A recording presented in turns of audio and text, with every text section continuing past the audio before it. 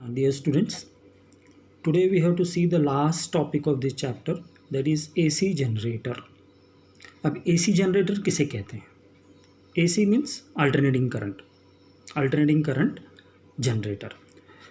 जब when the scientist जिनको मालूम हो गया कि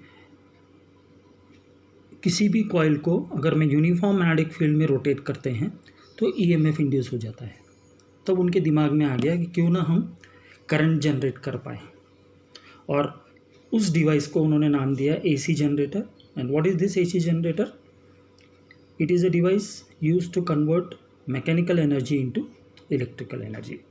और इसी बेसिस पे उनको दिमाग में आया कि करंट जनरेट करेंगे, इलेक्ट्रिसिटी बनाएंगे. और वो इलेक्ट्रिसिटी कौन सा था? अल्टरनेटिंग करंट था. क्लियर हो गया? तो अभी हमने स्टार्टिंग फर्स्ट चैप्टर से पढ़ा इलेक्ट्रोस्टैटिक्स, ओके, जिसके अंदर फर्स्ट 2 चैप्टर्स में इलेक्ट्रोस्टैटिक्स के बारे में पढ़ा, उसका एप्लीकेशंस के बारे में पढ़ा, कैपेसिटर के बारे में पढ़ा, कैपेसिटर को कनेक्ट किया सीरीज़ एंड पैरेलल में. उसके बाद करंट इलेक्ट्रिसिटी पढ़ा. उसके बाद मूविंग चार्जेस एंड मैग्नेटिज्म पढ़ा. मूविंग चार्जेस मैग्नेटिज्म में हमने क्या देखा कि जब करंट फ्लो होता है उसके चारों तरफ मैग्नेटिक फील्ड जनरेट होता है. तब इसके बाद हमने मैग्नेटिज्म एंड मैटर पढ़ा, और मैग्नेटिज्म एंड मैटर के बाद इलेक्ट्रोमैग्नेटिक इंडक्शन.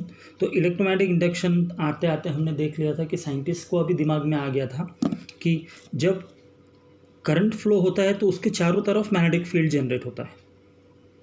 ओके, तब उन्होंने उल्टा सोचा, अगर मैग्नेटिक फील्ड को रोटेट किया, मैग्नेटिक फील्ड को के अंदर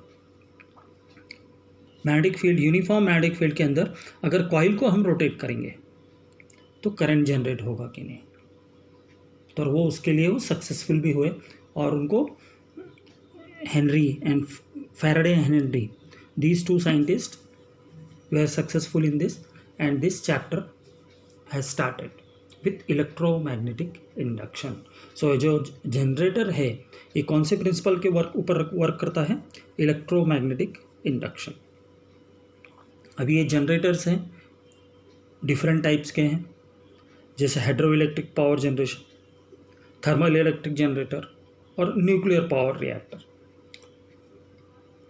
तीनों चारों में कॉन्सेप्ट सेम है, मगर उनका मोड अलग अलग है. सब में वही मोटर रहेगा, ये जो मोटर अभी हम देख रहे हैं. ओके, इसमें क्या है? एक कॉपर कॉइल है. This is a copper coil connected. इसको क्या किया हुआ है? ये कपलिंग से कनेक्ट किया हुआ, 2 कपल है. ओके, 2 कपलिंग्स है इसके अंदर.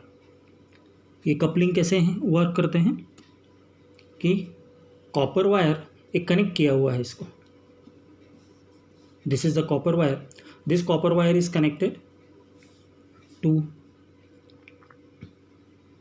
this R1 and R2 carbon brush, और B1 and B2 क्या है? ब्रास स्लिप रिंग्स है. ये स्लिप रिंग्स है. तो जब ये घूमते हैं, ये कॉपर वायर घूमेगा तो ये भी घूमेगा. ओके, B1 and B2 ये क्या है? ब्रास रिंग्स कहते हैं इसको, स्लिप रिंग्स कहते हैं. N और S ये मैग्नेटिक फील्ड है.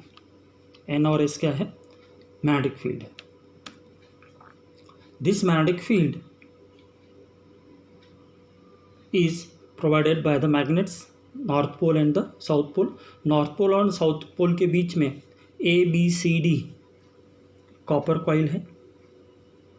It is a copper coil armature जिसे हम कहते हैं.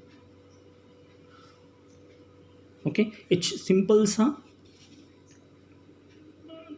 डायग्राम है किसका? AC जनरेटर का. So in case of an AC generator, what we have to do? We have to see that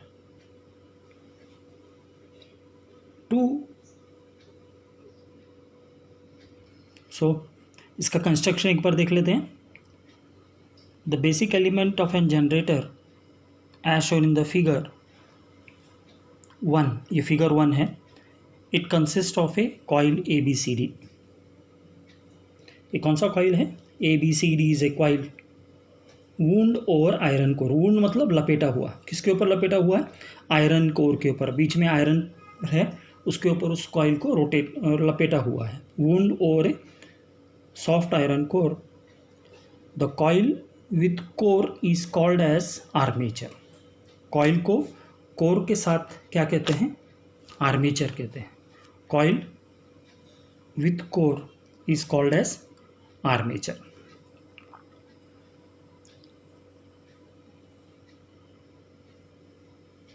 हाँ, the ends of the coil are connected in two slip rings. Ends of the coils क्या है? 2 slip ring को connect है, R1 and R2। ये 2 slip rings हैं। Armature and slip rings are supported on a shaft. उसको किसने support किया हुआ है? शाफ्ट में किया हुआ है। Okay, they are supported on a shaft. ये बीच में एक शाफ्ट है, SH जो दिया हुआ है ना, ये शाफ्ट है। इस शाफ्ट के ऊपर उसको सपोर्ट किया हुआ है। ओके, ये आर्मेचर एंड ये जो स्लिप रिंग है, एक लंबा शाफ्ट है, उसके ऊपर सपोर्ट किया हुआ है। Okay, N and S are the poles of a powerful horseshoe magnet. N और S क्या है? पावरफुल हॉर्स शू मैग्नेट है, which will provide the magnetic field which is perpendicular to the axis of rotation of the coil. इस तरह से provide किया है कि वो मैग्नेटिक फील्ड क्या रहेगा? परपेंडिकुलर रहेगा। B1 और B2 क्या है? परमानेंटली कॉन्टैक्ट रहेगा विद द स्लिप रिंग्स। तो ये है उसका कंस्ट्रक्शन। फिर से और एक बार देख लो।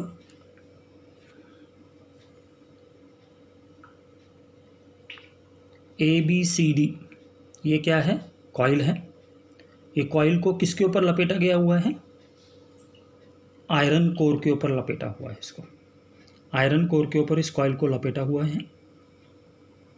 और ये जो आयरन कोर है, इसको सपोर्ट कैसे दिया हुआ है? इस स्ट्रेट SH शाफ्ट के ऊपर। ये जो SH जो स्ट्रेट लाइन है, ये शाफ्ट कहते हैं इसको, इससे इसको सपोर्ट किया हुआ है।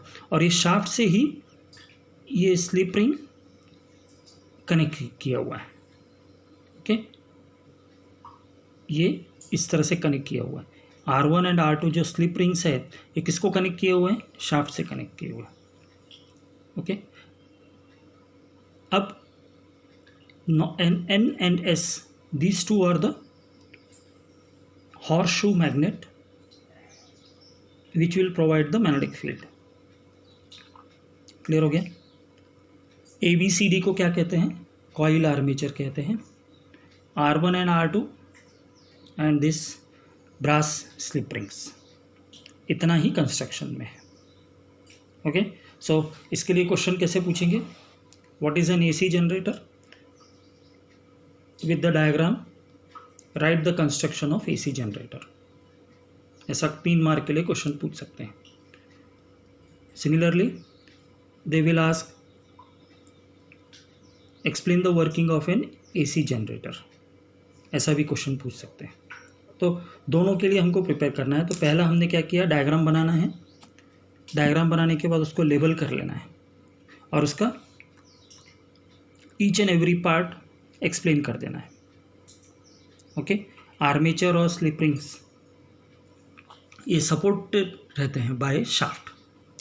ओके, और north pole and south pole of the magnet will give the